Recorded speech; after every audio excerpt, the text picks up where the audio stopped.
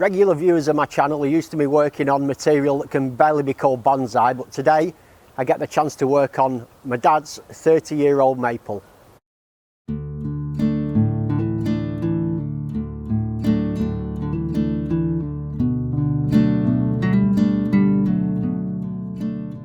Before I get to work on the tree, I'll just give you a chance to look at this log splitter. Look at this, go on. Set it off, Dad. Let her rip. Woo!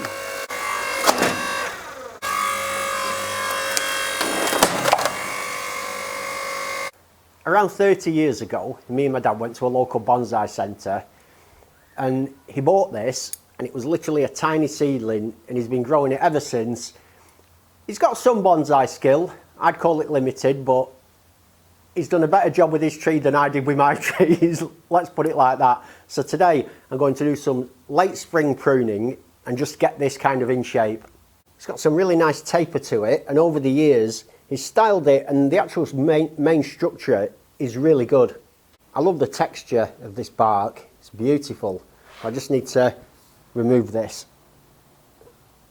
I'm just going to rotate the tree round for you so you can see it from all different angles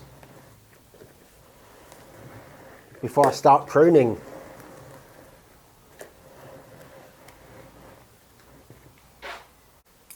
I'm no expert working with this kind of material, but what I do know is these have elongated too much, so I'm just going to cut them back. This has got a super long internode here. The one above it's okay. That splits into two high up, which is great. But this one is really long, so that has to go.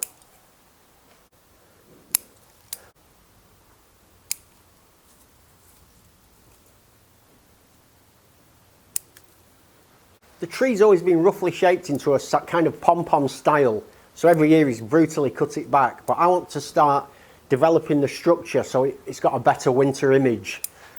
So I do kind of like the fact that it spreads out horizontally over the top. I think that looks good.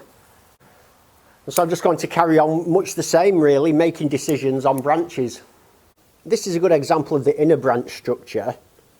So we can see the main branch comes up, it splits into two, it splits into two again, and I'm just continuing that development out, making decisions to continually go finer and finer with the branches.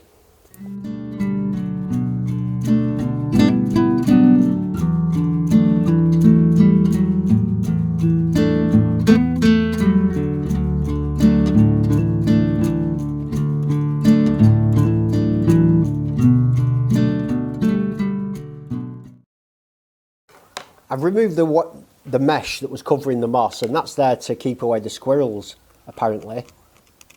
But there's some moss growing up the trunk, and this has to be pulled. Otherwise, it makes it can potentially rot the trunk, apparently. So the experts say. So that's come off really nice. I'll just pull the rest of this moss away from the base, because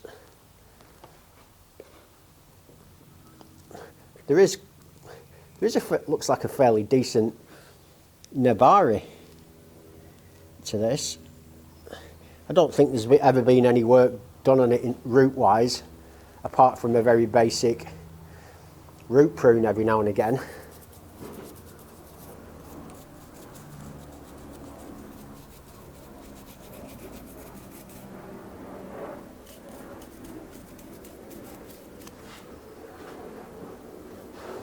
But perhaps this is something can be worked on. I think I will do a root prune on a repot on this next spring. I'm quite happy with the job I've done there. I did some basic structural work in the autumn, and this is the first kind of prune I've done on it. It's a little bare on this side, but I think if this pad at the back comes round to fill this space, I think it'll balance out the composition quite nicely. You know, it's got some potential at the base, and all in all, I think it's going from a pom-pom into more of a bonsai tree. So I'm really going to enjoy working on this over the next few months, and I how many more trees? I've got another 3 or 4 trees in my dad's that are in similar states that also need work on, which I'll be working on over the coming weeks. So as always, thanks for joining me. Smash that subscribe and I'll see you soon.